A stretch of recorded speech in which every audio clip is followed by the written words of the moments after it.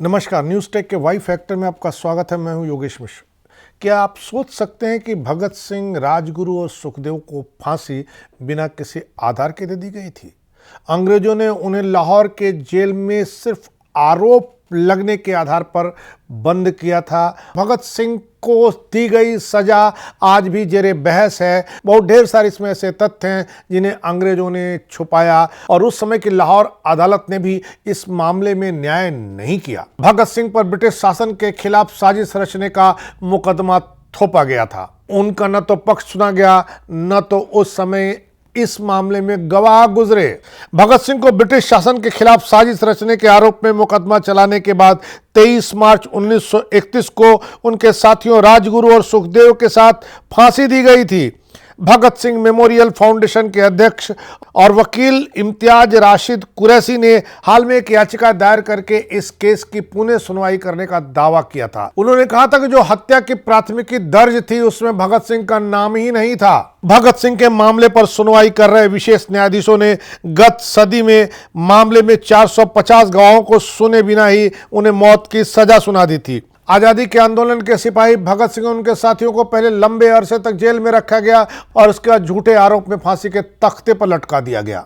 Bhagat Singh memorial foundation के अध्यक्ष वकील इम्तियाज राशिद कुरैशी ने यह भी कहा कि ब्रिटिश पुलिस अधिकारी जॉन पी सैंडर्स की हत्या की प्राथमिकी में भगत सिंह का नाम ही नहीं था, पर इसी के लिए उन्हें मौत की सजा सुना दी गई। करीब एक दशक पहले अदालत के आदेश पर लाहौर पुलिस ने अनारकली थाने के दस्तावेज खंगाले थे। लाहौर पुलिस को पुलिस अफसर सैंडर्स की हत्या की प्राथमिकी ढूंढने में कामयाबी हासिल हो गई थी।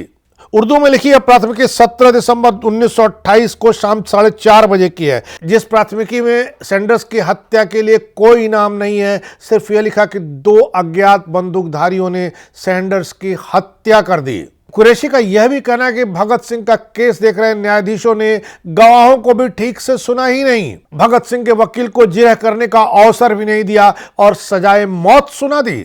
इस प्राथमिकी में लिखा है कि 17 दिसंबर 1928 को शाम 4:30 बजे 2 अज्ञात बंदूकधारियों के खिलाफ अनारकली पुलिस थाने में प्राथमिकी दर्ज हुई। कुरैशी ने लाहौर हाई कोर्ट में 1 दशक पहले एक याचिका दायर करके कहा था कि इस मामले की सुनवाई फिर से की जानी चाहिए और इसे बृहद पीठ को भेजा जाना चाहिए ताकि भगत सिंह के बारे में अंग्रेजों ने जो झूठ फैलाया है वह साफ हो सके। अधिवक्ता कुरैशी ने कहा कि वरिष्ठ वकीलों की एक समिति की यह याचिका 1 दशक से हाईकोर्ट में लंबित रही। उन्होंने कहा कि न्यायमूर्ति शुजात अली खान ने 2013 में एक वृहद पीठ के गठन के लिए मामले को मुख्य न्यायाधीश के पास भेजा था, तब से यह स्थगित है। भगत सिंह मेमोरियल फाउंडेशन की ओर से इस मामले को फिर से खोले जाने की मांग याचिका में की गई थी। हालांकि लाहौर हाई कोर्ट ने हाल फिलहाल यह कह दिया कि यह याचिका बड़ी पीठ के सुने जाने योग्य ही नहीं है। याचिकाकर्ता कुरैशी ने बताया कि पाकिस्तान के वरिष्ठ वकीलों के एक पैनल, जिसका वह भी सदस्य है, उन्होंने लाहौर हाई कोर्ट में याचिका दायर की थी। हालांकि 2013 में न्यायाधीश शुजात अली खान ने इस मामले में एक बड़ी पीठ गठित करने के लिए पाकिस्तान के मुख्य न्यायाधीश के पास फाइल भेज दी थी, लेकिन 10 साल बाद दिसंबर महीने में हाई कोर्ट ने शुजात अली खान द्वारा भेजी गई पत्रावली को निरस्त कर दिया। हालांकि लाहौर हाई कोर्ट में यह कहा गया था कि भगत सिंह ने उपमहाद्वीप की आज़ादी के लिए लड़ाई लड़ी। भगत सिंह का उपमहाद्वीप में न केवल सिखों और हिंदुओं बल्कि मुसलमानों द्वारा भी सम्मान किया जाता है। याचिकाकर्ता ने यह भी कहा कि राष्ट्रीय महत्व का मामला इसे पूर्ण पीठ द्वारा तय किया ही जाना चाहिए। याचिका में मरणोपरांत भगत सिंह को राष्ट्रीय पुरस्कार से सम्मानित किए जाने का भी अनुरोध किया गया था। पाकिस्तान जो ब्रिटिश साम्राज्यवादियों की उपज है, उसके संस्थापक मियां मोहम्मद अली जिन्ना तो गोरे शासकों की कठपुतली रहे।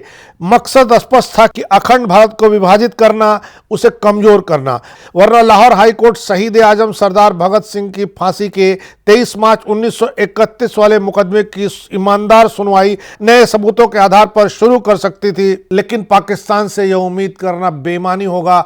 पाकिस्तान के लोगों ने इतना ही बहुत किया कि उन्होंने एक याचिका वहां शहीद आजम भगत सिंह के लिए दायर की। अब भारत के पंजाब प्रांत में याचिका दायर होनी होनी चाहिए और यह तथ्य सबके सामने लाया जाना चाहिए कि ब्रिटिशर्स ने सैंडर्स की हत्या में गलत नाम डाल करके भगत सिंह को फांसी दी। यह भगत सिंह जी के प्रति हमारी आपकी सरकार की सच्ची श्रद्धांजलि होगी। इस बार इतना ही, अगली बार फिर मिलेंगे किसी नए सवाल पर नए ढंग से बात करने के लिए। तब तक के लिए नमस्कार।